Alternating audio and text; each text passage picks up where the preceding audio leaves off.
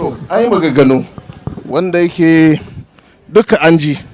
Abinda za mu ƙara ne shine yau Hausa muke, kuma Hausa ita ce kalmar da ta hada mu. Bacin addinin musulunci sai Hausa da ta hada mu.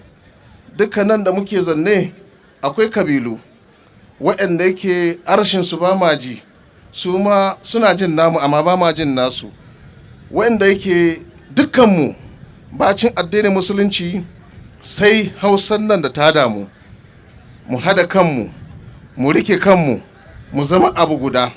Duk yawanmu nan in muka rabu, kamar maganar da Shamaki ya yi, rabuwa shi ke kawo 'yan siyasa suke samun mu. Amma in mun hada kanmu za su zo, abinda muka gaya musu shi za su yi muna, abinda muke so shi za su yi muna. Mu diba duk siyasa da ake yi, siyasa wajibi ne mu yi siyasa, amma mu raba kanmu, wasu su je nan wasu su je nan, mu tattaro amfani mu kawo gida. Amfanin shine abin da muke bukata, amma ba gaba ba. Yau ai magana cewa 'ya'yanmu mata, ku ne uwayenmu, ku ne kwalliyan duniya, ku ne kwalliyan gida, ku ne hasken duniya. Daga gare ku karatu yake, wurin ku muke koyan karatu, kuma ku ne za ku karantar da mu. Abinda kuke so shine abinda in ya dace da mu za mu samu alheri. Yau 'ya'yanmu election ya kai, muna angen election nan da lokaci kazan. Kada mu yadda 'yan siyasa in sun zo suka nemi kurgunmu, sun dawo wurinmu ga abinda muke nema. Amma tunda muna rarrabe ne sai su je inda suka ga dama. Shi yasa jama'a mu hada an kullum mu yi abin da ya kamata, mu so juna, mu san cewa muna da alkibla guda. Alkiblanmu shine dacewarmu na Zango da Hausa. Allah sa mu dace.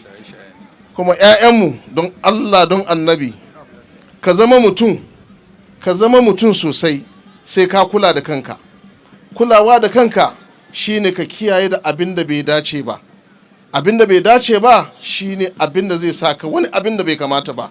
Shaye-shaye da caca-caca da abin da bai kamata ba. 'Ya'yanmu mu duba wannan youth da suka hasasa wannan abin, in kun duba su duka kun ga youth ne wanda yake ko ina ka kai su abin sai ne. Wanda suka kafa wannan Hausa youth nan, in ka kai su ko ina za ka kai da su a sai su kuma da tsada. To mu duba mu yi kama da su, kan mu yi kama da wasu. Allah sa mu dace. Wannan taron Allah sa mu yi sha sa'a mu gama lafiya. Assalamu alaikum. Masha Allah, mun gode kwarai sosai. Tawaga kenan da wato jihar Gabas, wato Eastern Region, da su ma suka zo suka ba mu solidarity message, so mun gode sosai. Allah saka da alheri. Mu kira wato wanda zai deliver muna keynote speech kenan, wato babban bako akan wannan taro shine wato presidential coordinator da kuma chairman din wato Ghana National Hajj Board mai suna Honorable Dr. Alhaji Ben.